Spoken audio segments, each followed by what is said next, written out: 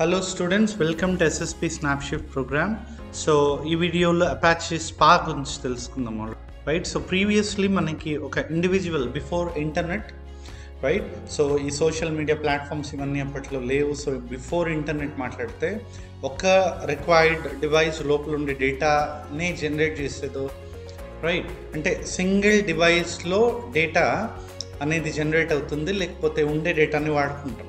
But now after internet, right, so ఏమవుతుందంటే multiple devices over a network over the globe data అనేది multiple user base పెరిగిపోయింది. దానివల్ల huge data generate అవుతూ ఉంది and you know use చేసుకుంటూ కూడా ఉన్నారు, రైట్, యూజర్స్, రైట్. సో ఈ కేసులో ఇప్పుడు మనకి డేటా అనాలిసిస్ అనేది జరగాలి. ఎందుకు?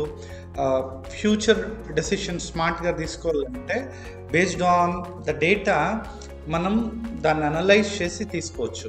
ఇప్పుడు ప్రాబ్లం ఎక్కడ వస్తుందంటే ఈ డేటా చాలా హ్యూజ్ అయిపోతుంది day by day. So for that reason ఏం చేశారంటే అపాచే స్పార్క్ అని ఒకటి వచ్చింది. సో అపాచే స్పార్క్లో ఏం జరుగుతుందంటే, సో మనకి రా డేటా అంటే ఈ complete with not a clean formatted data, ఈ డేటాని తీసుకొని యూనో అపాచే స్పార్క్ కనుక ఇస్తే అదేం చేస్తుందంటే దీన్ని యూనో డిఫరెంట్ రిక్వైర్డ్ సిస్టమ్స్లో వర్క్ చేసి, so we call it actually as distributed computing model.